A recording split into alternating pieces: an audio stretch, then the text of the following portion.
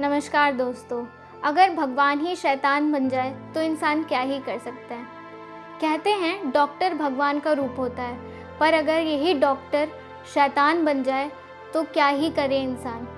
आज हम बात करने वाले हैं एक ऐसी घटना की जिसमें डॉक्टर ने शैतान का रूप ले लिया। भारत में लाखों मरीज इलाज के चक्कर में लाखों पैसे गंवा देते हैं, पर कई बार डॉक्टर के काले कारनामों के चक्कर में वो या तो सही इलाज नहीं पा पाते या तो वो मौत के शिकार हो जाते हैं। और आज हम जिस मुद्दे के बारे में बात करने वाले हैं वो भी इसी हकीकत को उजागर करने वाली है कि अस्पताल किस तरह अपने काले कारनामों को अंजाम देती है एक मरीज़ का इलाज करने के नाम पे। 3 मार्च रतलाम मध्य प्रदेश, एक मिडिल क्लास आदमी बंटी निनामा हॉस्पिटल में एडमिट होता है। डॉक्टर का कहना था कि उसकी रीढ़ की हड्डी टूट गई है और वो कोमा में है, लेकिन असलियत तो कुछ और ही थी।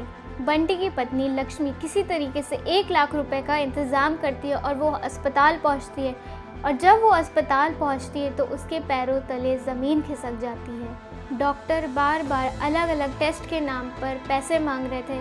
लक्ष्मी बार बार गुहार लगा रही थी कि एक बार मेरे पति को देखने दीजिए, पर ना डॉक्टर प्रशासन ने उस पर दया दिखाई और ना ही उसको उसके पति से मिलने दे रही थी। डॉक्टरों ने बंटी के परिवार वालों को उसकी हालत गंभीर बताते हुए उसे कोमा में बताया और उसकी जान के साथ खिलवाड़ कर रही थी।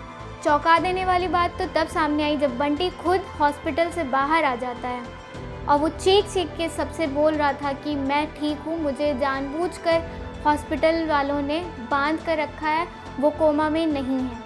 आइए जानते हैं इस पूरे काले कारनामे में डॉक्टरों का क्या कहना था। डॉक्टर प्रशासन का कहना ये था कि मरीज़ की हालत बहुत गंभीर थी, इसलिए उन्होंने उसे बांधकर और ज़ोर ज़बरदस्ती से रखा है, पर हालत तो कुछ और ही थी। डॉक्टर इसके ज़रिए अपने काले कारनामों को अंजाम दे रहे थे और परिवारजनों से लगातार पैसे की मांग कर रहे थे और उन्हें पूरी तरीके से लूट रहे थे।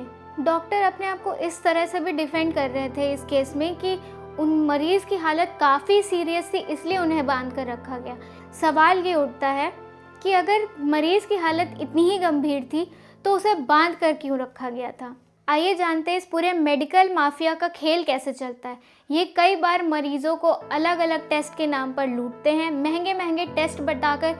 कई बार हद तो तब हो जाती है जब ये मृतक शरीर से भी लूट लेते हैं। परिवारजनों को ये दर्शाते हैं कि मरीज़ ज़िंदा है और उन्हें इलाज में अभी भी पैसे चाहिए, और वो मृतक इंसान को भी नहीं छोड़ते अपने इस काले करतूतों में।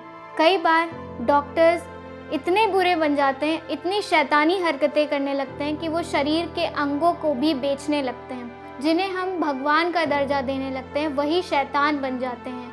मेरा सवाल आप सबसे ये है, आखिर कब तक गरीब तबके का और मिडिल क्लास इंसान अस्पताल के इन काली करतूतों का शिकार होता रहेगा।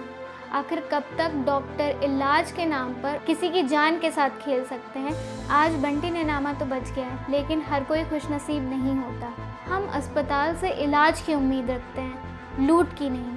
आशा करते हैं इस कहानी ने आपको मेडिकल माफियाओं के बारे में बताया होगा।